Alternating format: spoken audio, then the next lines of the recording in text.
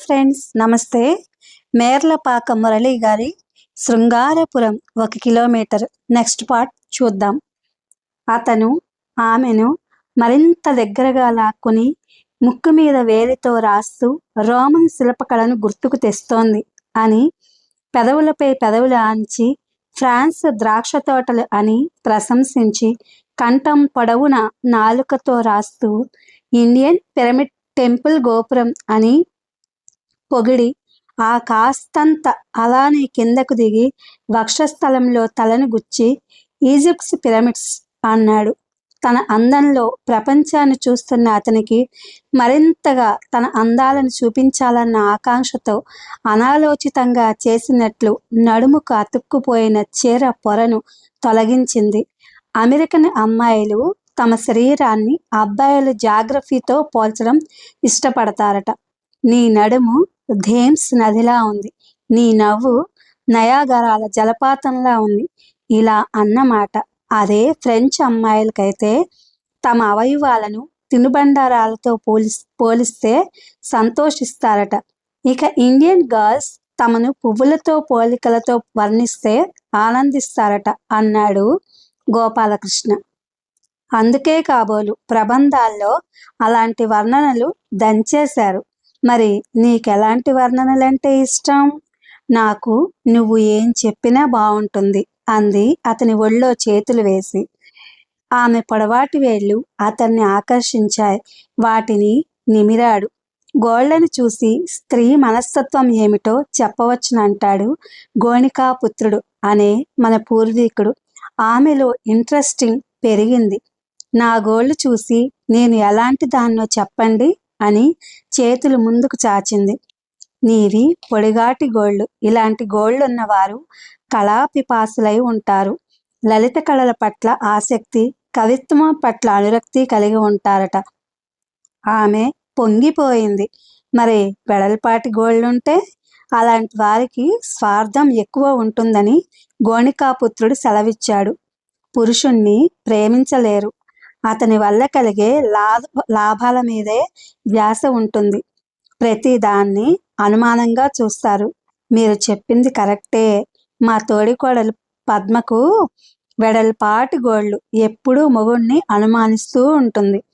ఇక వలయాకారపు గోళ్ళు ఉండే స్త్రీలు చెడ్డవారే ఉంటారు. ఎప్పుడూ అసంతృప్తితో వేగిపోతుంటారు. వంకర గోళ్ళున్న స్త్రీలు దేనిని ఆసక్తితో చెయ్యరు. భర్త మురిపెంగా పక్కకు చేరిన ముఖాన్ని అష్టవంకర్లు తిప్పి ఇదేదో తప్పని తంతులా ప్రవర్తిస్తారు. కొందరికి విశాలమైన గోళ్ళుంటాయి. ఇలాంటి గోళ్ళున్న స్త్రీలు చాలా నెమ్మదస్తులుగా ఉంటారు. పడకలో కూడా భర్త సౌఖ్యమే తన సౌఖ్యం అనుకుంటారు. మీ గోళ్ళు తీరి బాగుంది, మెచ్చుకుంది. అతను పడుకున్నాడు. కళ్ళల్లో వెన్నెలను కలిపి వేసుకుంటూ ఆమె వైపు చూశాడు. పడుకో అన్నాడు. ఆమె ఒక్క క్షణం తటపటాయించి అటు ఇటు చూసి పక్కపై వాలింది. ఆమె వక్షస్థలం వైపు చూస్తూ అన్నాడు. తాజ్మహల్ పక్కన నీడలో పడుకుని కళ్ళు పైకెత్తి చూస్తే మహల్ పైనున్న డూమ్స్ కనిపించినట్లుంది. ఆమె సిగ్గుపడింది. ఆరు బయట వెన్నెల్లో అలా పడుకోవడం ఆమెకు మత్తునిస్తోంది. ఆ ఇళ్లల్లో కిటికీలు తలుపులు మూసేసి ఉక్కలో పడుకోవడం నరకం అంది. ప్రతి అనుభవానికి ముందు వెనక ఉన్నట్లే సెక్స్కు ఉంటుంది. దీన్ని గుర్తించి అన్నీ అమర్చుకుంటేనే రసానుభూతి మిగులుతుంది. ఇది చాలామంది దంపతులకు తెలియదు. అందుకే ఏ అర్ధరాత్రో ఆ మూడు వచ్చినప్పుడు తలుపులు బిడాయించేస్తారు. మా వారు లాంటి వాళ్ళైతే మరీ స్పీడు ముద్దు పెట్టుకునే కార్యక్రమం నుంచి ముచ్చట తీరే వరకు 3 నిమిషాల్లో లాగించేస్తాడు. అతను నవ్వుతూ అడిగాడు. మనిషి మరీ స్పీడా? లాటరీ టికెట్ల నెంబర్లు చూసినట్లే అంతా షార్ట్ కట్. చాలామంది అంతే. ఇదో గేమ్లా ఫీల్ అవరు. ఆట అనేటప్పటికీ ఇద్దరూ సమఉజ్జీలై ఉండాలి. అప్పుడే ఆట మజా. ఏ ఆట అయినా ఏకపక్షంగా సాగితే చప్పగా ఉంటుంది. సెక్స్ అంటేనే బూతు అన్న అభిప్రాయం ఉంటుంది. దీంతో కొన్ని అపోహలు ఏర్పరచుకుంటారు. స్త్రీ నగ్న శరీరాన్ని చూస్తే దరిద్రం చుట్టుకుంటుందని భావించే పురుష పుంగవులు ఉన్నారు. కానీ నగ్నత్వాన్ని చూస్తే మరింత ఎగ్జైట్మెంట్ కలుగుతుందని మాస్టర్ అండ్ జాన్సస్ చెప్పారు. మా వారి లాంటి వాళ్ళకి అంత తీరిక ఎక్కడిది? డీలక్స్ బస్సులో ప్రయాణిస్తుంటే అర్ధరాత్రి సడన్ గా దోపిడీ దొంగలు అటకాయించి వేసుకున్నవన్నీ ఒలుచుకుపోయినట్లు ఉంటుంది మా వారి ప్రవర్తన. అంత కంగారుగా పెట్టేస్తాడన్నమాట. ఏ అపరాత్రికో పక్కన చేరి ఇప్పుడైతే అదీ లేదనుకో. కరెక్టే. సెక్స్‌ను భార్యాభర్తలు ఒక గొప్ప సరదా కింద ట్రీట్ చేయాలి. ఎప్పుడంటే అప్పుడు నువ్వు చెప్పినట్లు దోపిడీ దొంగల్లా అదరగొట్టేయకూడదు. దీనికి ప్రత్యేకించి నైట్ డైరీ లాంటిది భార్యాభర్తలు ఇద్దరూ కలిసి రాసుకోవాలి. ఈ డైరీలో ఎప్పుడు సెక్స్‌లో పాల్గొనాలో, ఆ రోజు ఎలాంటి డ్రెస్ వేసుకోవాలో, ఏ రీతిలో ఎంతసేపు పాల్గొనాలో ఇద్దరూ సరదాగా చర్చించుకుని నోట్ చేసుకోవాలి. ఈ ఘట్టంలోని చిన్న చిన్న విషయాలు కూడా రాసుకోవాలి.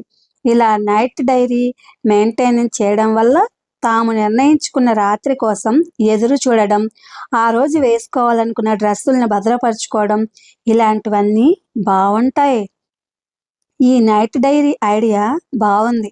ఆ రోజు అలంకరణ గురించి ఈ రోజు నుంచే ఊహించుకోవడం, ఆ రాత్రి కోసం కలలు కనడం, ఆ రాత్రి భంగిమ పదే పదే కళ్ళల్లో మెదలడం, తీరా ఆ రోజు వచ్చాక తొట్టుపడటం థ్రిల్లింగ్‌గా ఉంటుంది.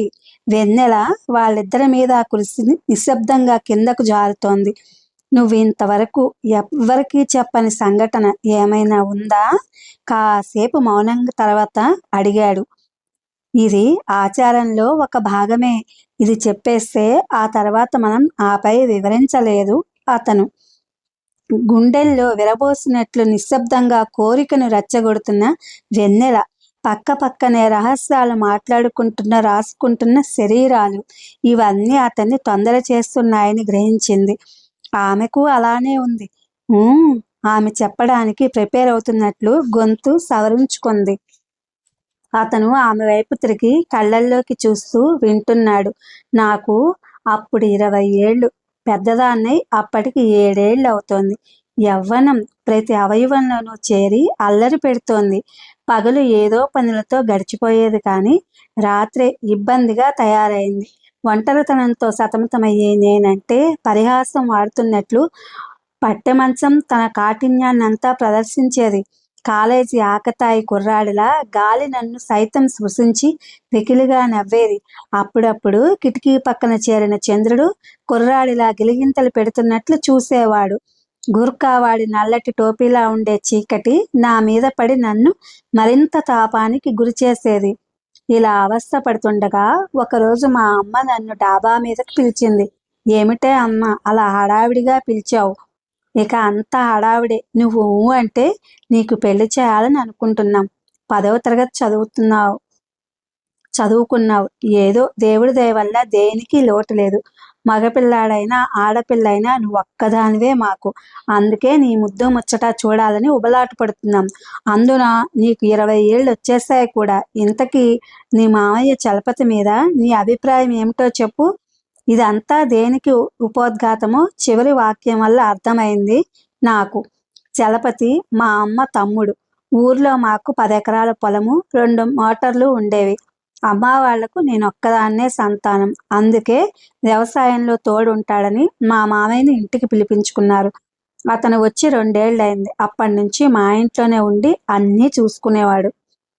అప్పటికి అతనికి 40 ఏళ్లుండేవి. నాకంటే దాదాపు రెట్టింపు వయస్సు. అందుకే కాబోలు నేనెప్పుడూ అతని గురించి ఆలోచించలేదు. అమ్మ, తమ్ముడు అన్న భావన తప్ప మరో అభిప్రాయం లేదు. ఇప్పుడిలా సడన్‌గా అడిగేసరికి నాకు ఏం జవాబు చెప్పాలో తెలియలేదు. దీన్ని గమనించిన అమ్మ అంది. వాడికి కాస్త వయసు ఎక్కువ అన్న మాట తప్ప మరేం లేదు. కళ్ళొంకర, కాళ్ళొంకర, రాయిలా ఉంటాడు. అయినా వాడికి ఏం వయసుందని? మహా ఉంటే 35 ఏళ్ళు ఉంటాయేమో. ఈ కాలంలో అదేమంత ఎక్కువ వయసు కాదు. నీకు వాడికి ఈడు జోడు బాగుంటుంది. చిలకా గోరింకల్లా ఉంటారు. ఎవరైనా ఎప్పటికైనా ముసలివాళ్ళు అయిపోవలసిందే కదా. బాగా ఆలోచించు. ఎవరైనా ముసలివాళ్ళు అయిపోతారని ఇప్పుడు 40 ఏళ్ళు నిండిన వాడిని కట్టుకోమంటున్న అమ్మ లాజిక్ నాకు అర్థం కాలేదు. కానీ అలా నసగద్దు. నువ్వు నాకు ఒక్కదానివే.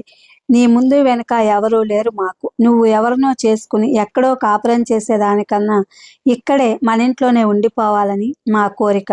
నీకు పెళ్ళై నీ కడుపున ఓ కాయ కాస్తే వాడితో ఆడుకుంటూ ఈ శేష జీవితాన్ని హాయిగా గడిపేయొచ్చు. నిన్ను చేసుకుని ఇక్కడే ఇల్లరికం ఉండిపోయేవాడు మనకు దొరకద్దు. చలపతి అయితే ఆల్రెడీ ఇక్కడే ఉన్నాడు. నిన్ను చేసుకున్న తర్వాత కూడా ఇక్కడే ఉండిపోతాడు.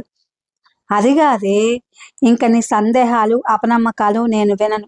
ఇంకో రహస్యం చెప్పనా? ఈ ఆస్తి అంతా ఎవరో తినిపోవడం కన్నా మన ఆస్తి మనమే తింటే పోలా. వాడెవరో పరాయివాడు కాడు, నాకు తమ్ముడు, మీ నాన్నకు పెద్ద బామ్మరిది, నీకు మామయ్య. మన ఆస్తి మన దగ్గరే ఉండాలంటే వాడైతేనే బెస్ట్.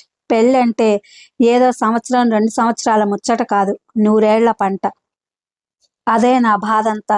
100 ఏళ్లలో అప్పటికే 40 ఏళ్ళు అయిపోయిన వాడిని చేసుకోవడం ఆ దారుణం.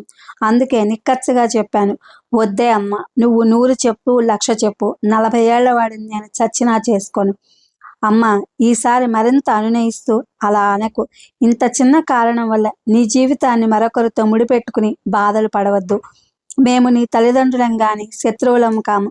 వాడికి ఏమైనా దురలవాట్లు ఉన్నాయా అంటే అదీ లేదు. సిగరెట్ తాగడు, మందు పుచ్చుకోడు, ఆడవాళ్ల వెంట పడడు, అడపాదడపా ఆ లాటరీ టికెట్లు కొనడం తప్ప మరో యావ లేదు అని మామయ్య సూణాలని ఏకరువు పెట్టింది. అమ్మ చెప్పిన సూణాలన్నీ ఏమో గాని నాకు మాత్రం చలపతిలో కనిపించిన గుణం ఒక్కటే, ప్రశాంతతను కోరుకునే మనస్తత్వం. చాలా నెమ్మదస్తుడు, ఎప్పుడూ బిగ్గరగా మాట్లాడను కూడా ఎరగడు, కాముగా ఉండేవాడు. ఇంట్లో కూడా ప్రశాంతత కోరుకునేవాడు. ఇల్లు ఎప్పుడూ మౌనంగా ఋషిలా ఉండాలనేవాడు. మా అమ్మ ఎప్పుడైనా ఎవరి మీదైనా కేకలేస్తుంటే వెంటనే అడ్డుకునేవాడు. మనం నష్టపోయినా సరే ప్రశాంతంగా ఉండే పరిస్థితిని ఏర్పాటు చేసుకోవాలనేవాడు. ఈ ఒక్క సుగుణానికి కట్టుబడి అతన్ని పెళ్లి చేసుకోవడం అసంభవం. అదే మాట చెప్పి కిందకి వచ్చేశాను. మరుసటి రోజు నాన్న నాకు క్లాస్ తీసుకున్నాడు. మామయ్యను చేసుకోమని బ్రతిమలాడాడు, బుజ్జగించాడు. చివరి అస్త్రం అన్నట్లు ఈ పెళ్లికి ఒప్పుకోకపోతే ఏ నుయ్యో గొయ్యో చూసుకుంటానని బెదిరించాడు. ఇంట్లో అమ్మా నాన్ని ఇలా శత్రువులుగా మారిపోతే ఆడపిల్లను నేనేం చేయగలను? చివరికి విధి లేక పరిస్థితులతో తల ఊపాను. పెళ్ళంటే కలగాల్సిన థ్రిల్లు లేదు. నా ఊహలకు, నా రంగుల కలలకు అంత్యక్రియల్లా అనిపించింది. మామయ్యతో నా పెళ్లి నిశ్చయమయ్యాక ఊర్లోని నా తోటి ఆడపిల్లలు నా వైపు జాలిగా చూస్తున్నట్లు అనిపించి బాధ పొంగి పొరలేదు. పెళ్లి పనులు మొదలైనవి మా ఇంట్లో. కాంచీపురం వెళ్ళి పట్టు చీరలు తెచ్చారు. తిరుపతి వెళ్ళి బంగారు నగలు తెచ్చారు. పెళ్లి కూతురి అలంకరణ కోసం అన్ని కాస్మెటిక్స్ మద్రాసు నుంచి తెప్పించారు. ఇవేవి నాకు ఆనందాన్ని కలిగించలేదు. నా యవ్వన సామ్రాజ్యానికి కాపలా కాసే ఇంద్ర కవచంలా ఉండాల్సిన పట్టు చీర ఉత్తి బట్టలా అనిపించింది. నా శరీరపు రంగును చూసి తలను వేలాడదీసినట్లు అనిపించాల్సిన బంగారు ఆభరణాలు ఉత్త లోహపు పిచ్చే డిజైన్లా కనిపించాయి. నా ఆనందానికి మెరుగులు దిద్దడానికి పుట్టినిల్లు అనిపించాల్సిన కాస్మెటిక్స్ ఉత్పత్తి రసాయన జిగురుల్లా తోచాయి. నాకేమీ థ్రిల్స్ అనిపించకనే నా పెళ్లి అయిపోయింది. నా ఫస్ట్ నైట్ ఎలా రసహీనంగా తెల్లారిందో మిగిలిన రోజులు అలానే అనిపించాయి. మధ్య వయసులో ఎలాంటి స్పందన ఉంటుందో అంతే ప్రదర్శించేవాడు నా భర్త. నా అభిరుచులకి ఆయన మనస్తత్వానికి ఎక్కడా పొంతన లేదు. ఓ 2 ఏళ్లు గడిచిపోయాయి. అమ్మ టైఫాయిడ్తోనూ, నాన్న క్షయతోనూ చనిపోయారు. నాకు పిల్లలు కూడా కలగలేదు. దీంతో మళ్ళీ నేను ఒంటరిదాన్ని అయిపోయాను. నాకు పెళ్ళయిందన్న విషయం కూడా అప్పుడప్పుడు గుర్తుండేది కాదు. ఇది ఫ్రెండ్స్, మేర్లపాక మురళి గారి Srungarapuram 1 kilometre. Thank you for watching.